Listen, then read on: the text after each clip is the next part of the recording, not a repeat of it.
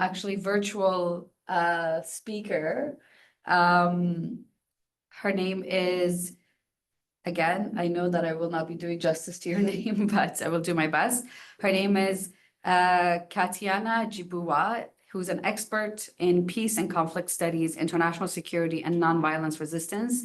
She leads the Strategic Peace and Conflict Studies program at Collegium Cavitas in collaboration with UNITAR, and serves as an associate editor for Peace Review. And she is joining us from Warsaw. Thank you so much for joining us today. Go ahead. Thank you very much for the invitation. I'm really thrilled to be here. So my name is Katarzyna Anna Przybyła. I know, extremely complicated to pronounce. And it was a great pleasure to listen to the first speaker. I want to start with a few words about my positionality. So I consider myself a peace and conflict studies enthusiast. So I'll be speaking from the PAC's perspective. And I am from Central Europe, from Poland, and my work is focused on Eastern Europe and former Soviet Union. So I'll be sharing experiences from this particular region. Every region has its own stories of resistance, resilience, fighting against oppression and injustice. We do not have time for all the stories here, but let me just share with you a few stories of social transformation, social change done through non-violent action and means. And then lessons learned from these stories, supported by research. At the end of 20th century, in Central and Eastern Europe, that was the time of transformation and people power.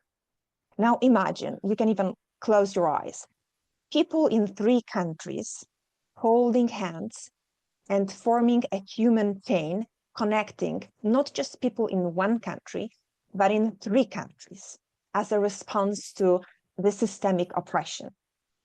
This is not just a dream. These are the Baltic states, Lithuania, Latvia, Estonia, and their often underestimated singing revolution that led to their country's independence. Now, imagine 1/4 of citizens of your own country forming a nonviolent movement. Not 1%, not 3%, but almost 25% of people united, feeling power, expressing their agency. This is Poland's Solidarity Movement, one of the biggest non-violent resistant movements in the world, that started the path to the end of communism in this part of the world. Now imagine a country under occupation. This is a harder case, right? And citizens choosing non-violent action and means to say no to the occupation. This is Ukraine, 2022. People often surprise us with when they choose to act peacefully, even in the darkest times, even in the worst cases and moments. They also surprise us when they do not act when we expect them to act. The question is, why? Why people are not using their agency, and how we can help rediscover their agency. Because let me be clear here, we all have agency. I think it's important to underline that. We all have agency. Sometimes we just have to discover it or rediscover it. Of course, the answer to the question is very complex, like why people are not using their power, agency, and make social changes. Fear is one of the reasons. But this is the reason that is visible, that is on the surface. I truly believe that if we want to see conflict transformation, if we want to see social transformation that is meaningful and lasting, we have to understand and discover under the surface reasons. We have to go deeper. We have to dig deeper. So today I want to highlight 3 elements that we may want to consider all of which are connected to understanding violence as a way to lasting peace. So first, knowledge is crucial. And I know that it sounds like a cliche, but when people do not know what violence is, when people don't know that there are different kinds of violence, from direct through structural and systemic to cultural violence, they may not know that what is happening to them is violence. They may not know that they can take concrete actions, such as, for example, going to court. I teach about violence, and I know that when you put a name to an action, when you finally are able to name what is happening to you, it's often liberating and empowering. It can also be extremely upsetting and devastating, but it can be liberating. This is why education is crucial. Second, overwhelming violence jeopardizes people's ability to resist. And we, as an entire global community, underestimate the effects of violence on people, communities, and nations.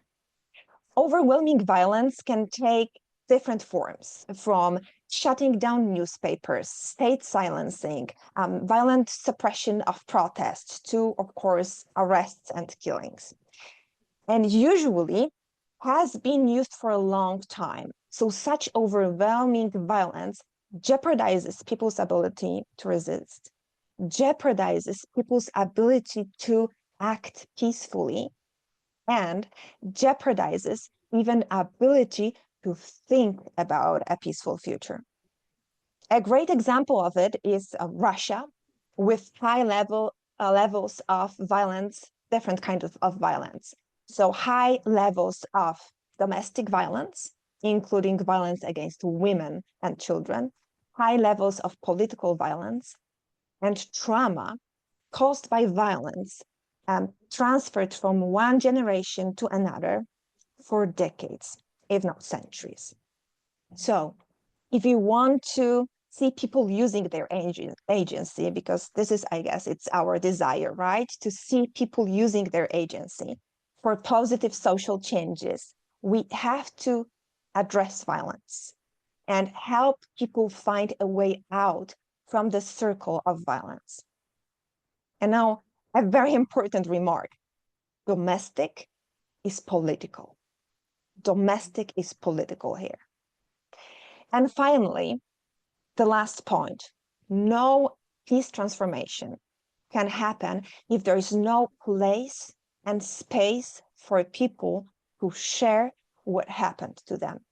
And we are talking about people who have experienced oppression and injustice.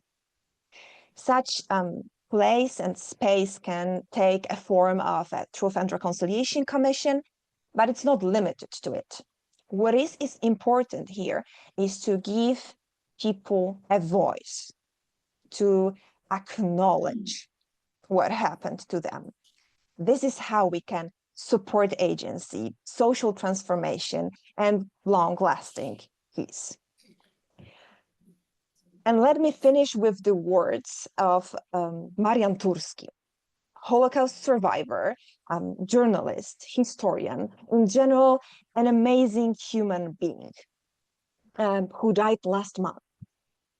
His advice to fellow human beings, which is, to be honest, the best piece of advice we can get, was simple: do not be indifferent. Thank you.